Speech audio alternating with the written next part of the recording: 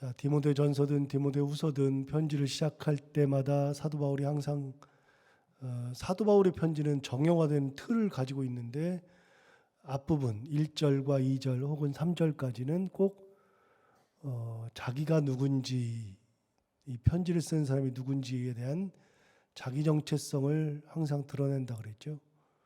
이거 굉장히 사도 바울의 신학에 있어서는 굉장히 중요한 겁니다.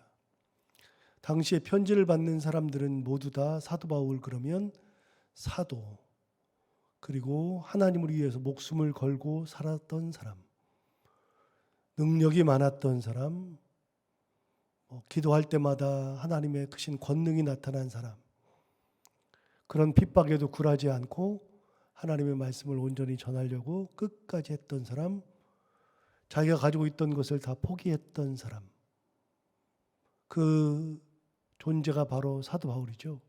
편지를 받으면서 항상 그렇게 생각합니다. 예를 들어서 이제 제가 멀리 있으면서 사랑하는 우리 성도들에게 편지를 쓴다 그러면 편지를 딱 받는 순간에 여러분은 무슨 생각합니까? 아, 우리 목사님 편지하셨다. 이렇게 될 겁니다. 그런데 사도 바울은 우리 목사님 편지하셨다. 거기에서 머물러 있지 못하게 하면서 어떻게 하냐면 내가 누군지를 설명하는 겁니다. 예를 들어서 제가 편지를 쓰면 저는 어려서부터 온갖 고난을 다 당하였지만 하나님의 은혜 가운데 거듭나서 그 모든 역경 가운데 하나님의 능력으로 새 사람 되었고 목회자가 되어서 이 자리에 서 있습니다. 저는 약하지만 하나님께서 이 자리에 세워주신 교회의 담임 목사로 불러주신 유창원 목사입니다. 이렇게 미리 편지를 하는 겁니다. 그러면 여러분들이 편지를 딱 받고서 우리 목사님 편지하셨네. 그러다가 그 이야기를 1절, 2절을 딱 보는 순간에 어떤 생각이 들어요? 그래, 우리 목사님 이러신 분이지. 그러니까 아무 생각 없이 목사님 편지하셨네 라고 하는 생각을 갖게 되는 것이 전부 다잖아요. 특별한 설명이 필요 없잖아요. 우리 목사님 어떠신 분, 생각이 많았겠죠. 그런데 그 이야기를 딱 읽자마자 그렇지, 하나님께서 함께 해주셨지, 하나님의 은혜로 여기에 서 있지, 이렇게 되뇌이게 된다는 겁니다. 사도 바울은 그걸 항상 얘기를 했습니다. 내가 사도라고 칭함을 받았는데 이 사도는 바로 예수 그리스도의 사도일 뿐이다. 주님의 은혜로 사도된 나 바울이다. 너희들이 사도라고 부르는데 그 사도를 주께서 주신 거다. 주께서 내게 허락하신 거다. 그러니까 내가 그런 존재라고 하는 것을 항상 먼저 밝히죠. 그러니까 사도 바울이 영성이 대단한 겁니다. 사도 바울이 고린도 전서 15장에서 중요한 이야기를 하는데 우리 다 알고 있는 내용을 이야기합니다. 여러분, 고린도전서 15장 그러면 부활장으로 잘 알려져 있습니다. 부활장. 그래서 고린도 15장을 통해서 예수 그리스도의 부활에 대해서 쭉 설명하는데 당대 사람들이 예수 그리스도의 부활이 어디 있어? 무슨 부활이야? 그렇게 이야기하는 사람들이 굉장히 많았습니다. 그때 사도 바울이 여러 개를 이야기합니다. 부활에는 증인들이 참 많다.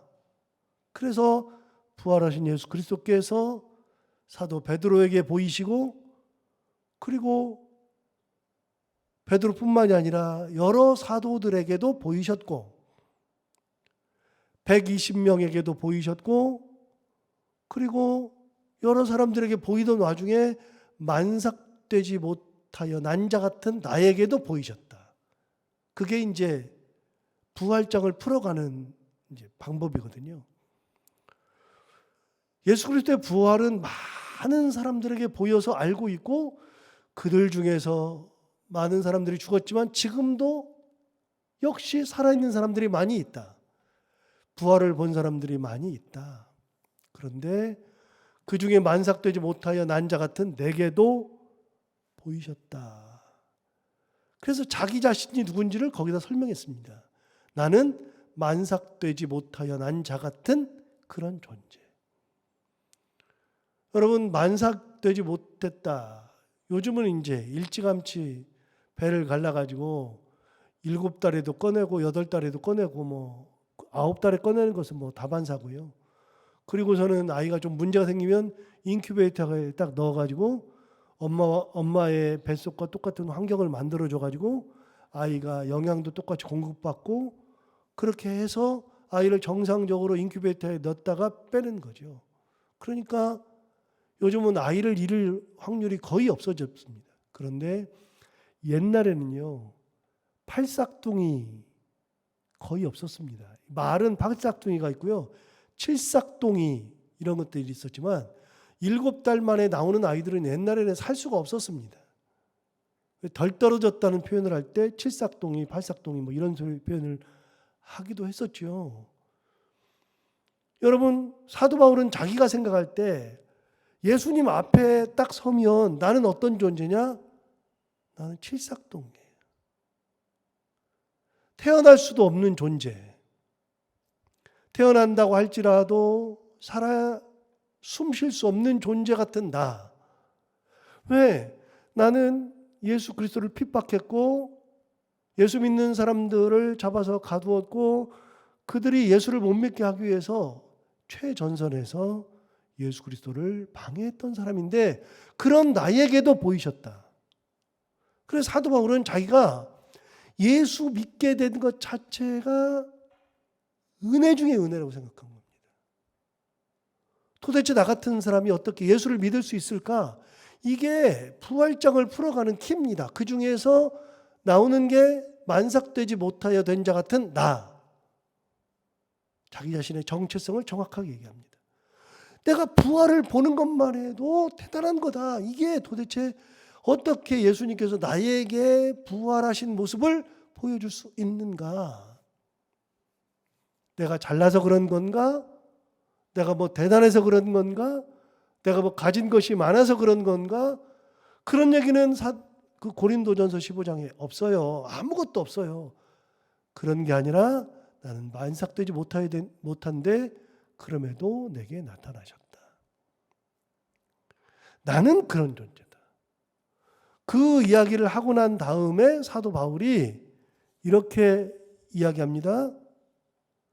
나는 사도 중에 가장 작은 자라. 이게 지금 제가 읽어드리는 이 말씀이 고린도전서 15장 9절과 10절 말씀인데 지금 얘기했던 예수님께서 부활하셔서 많은 사람들에게 보여주신 다음에 만삭되지 못하게 된 자 같은 나에게도 보이셨다. 그런 중에 내게도 보이셨다라고 말한 다음에 바로 이야기하는 겁니다. 이렇게 얘기한 겁니다. 나는 사도 중에 가장 작은 자라. 나는 하나님의 교회를 박해하였으므로 사도라 칭함받기를 감당하지 못할 자니라.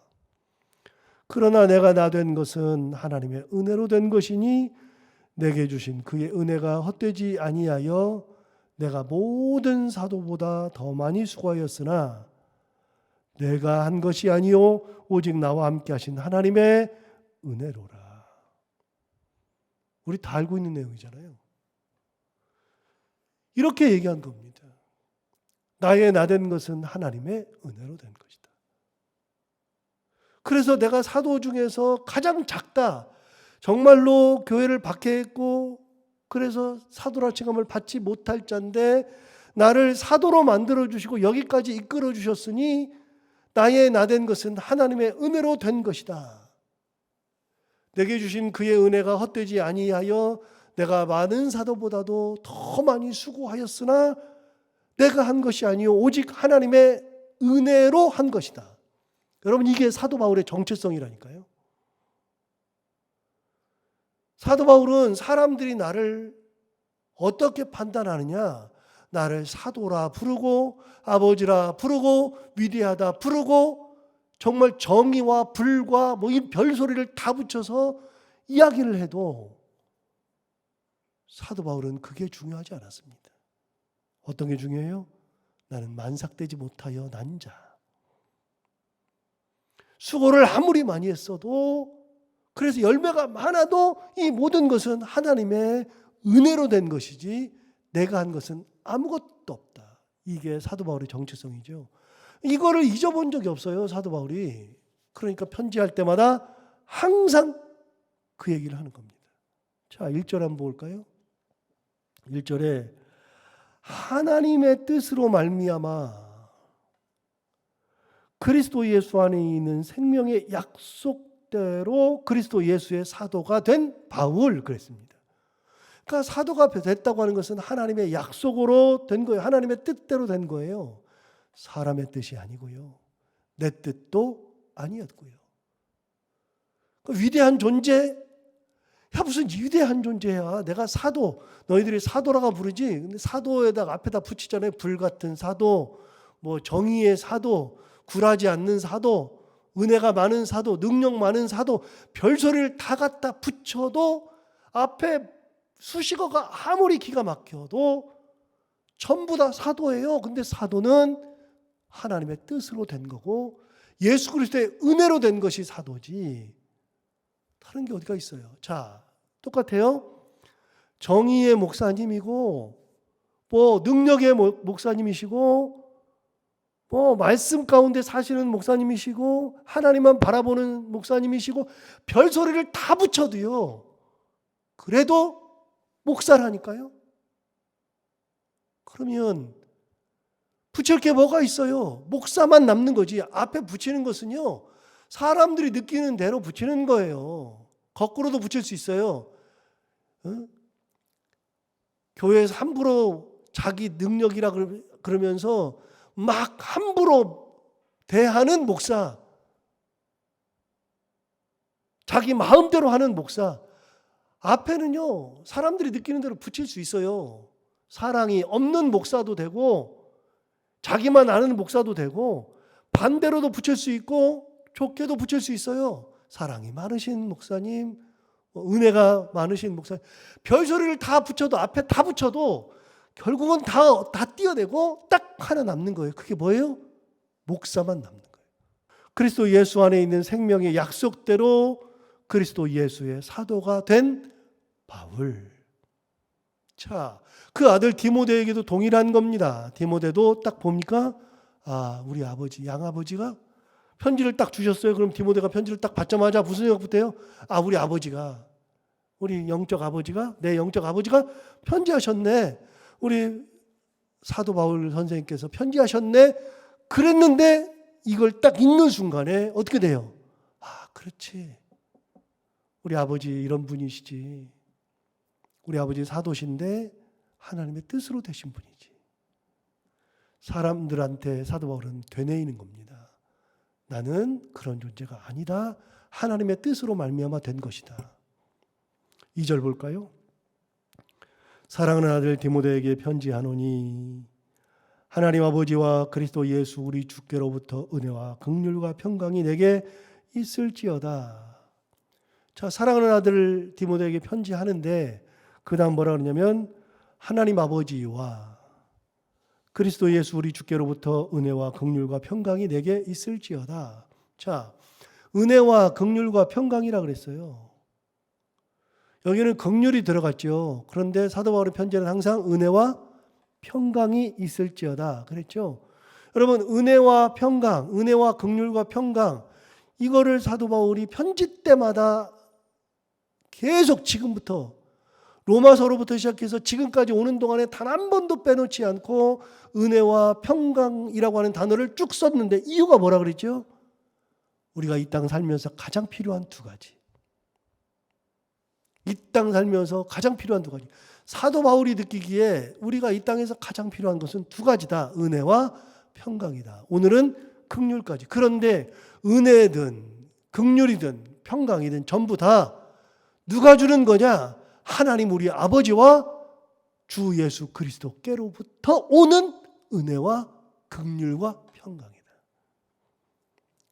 사도가 줄 수 있는 게 아닙니다. 아무리 뛰어난 사도라도 은혜를 줄 수 없습니다.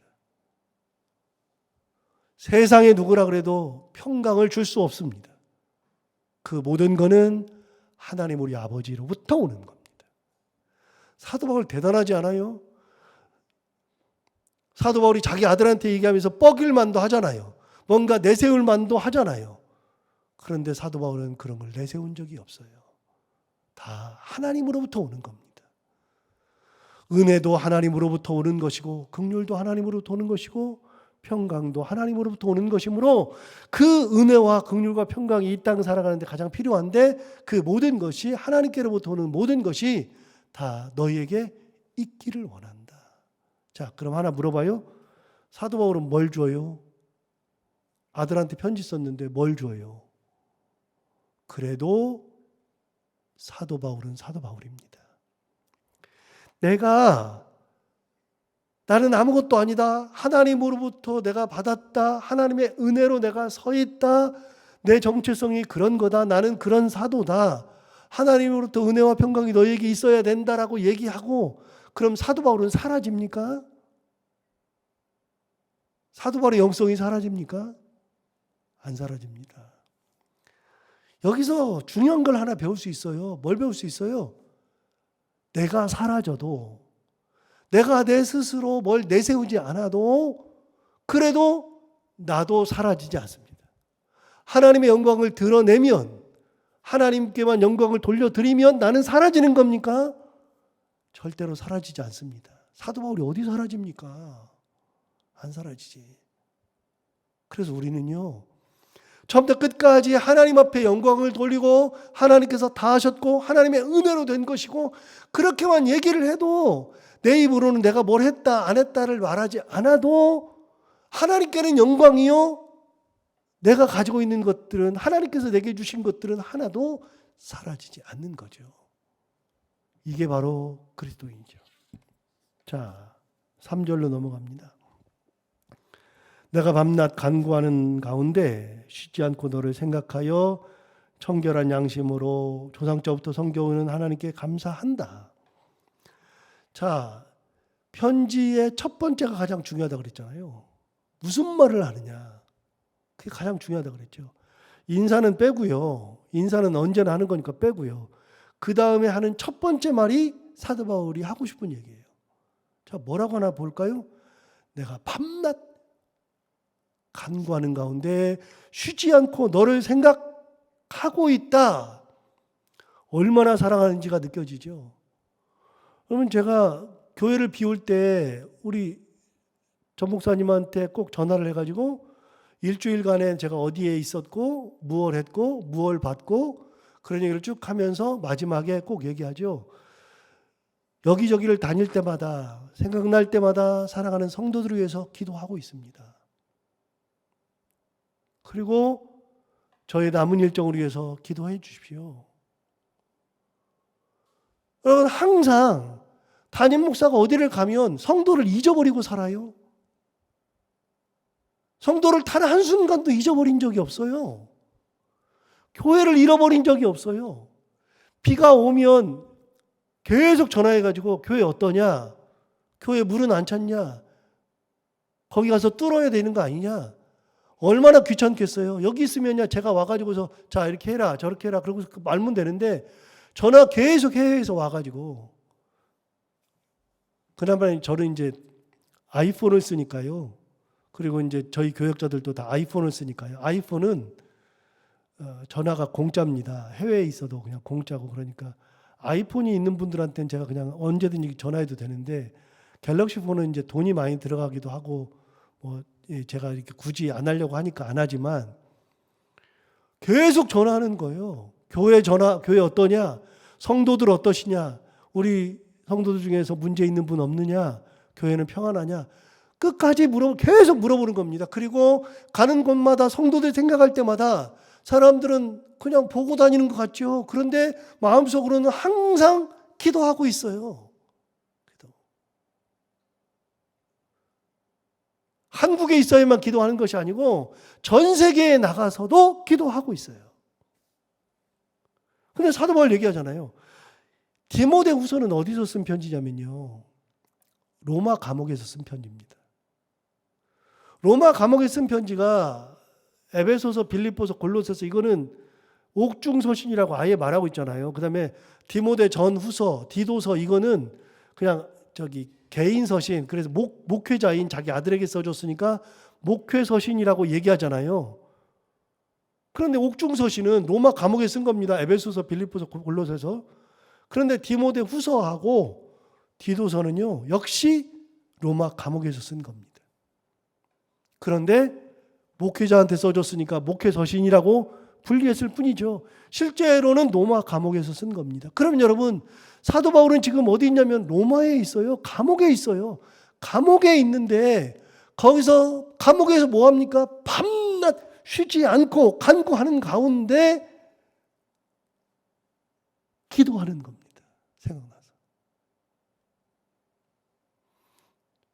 감옥에 있는 것을 디모데가 알아요.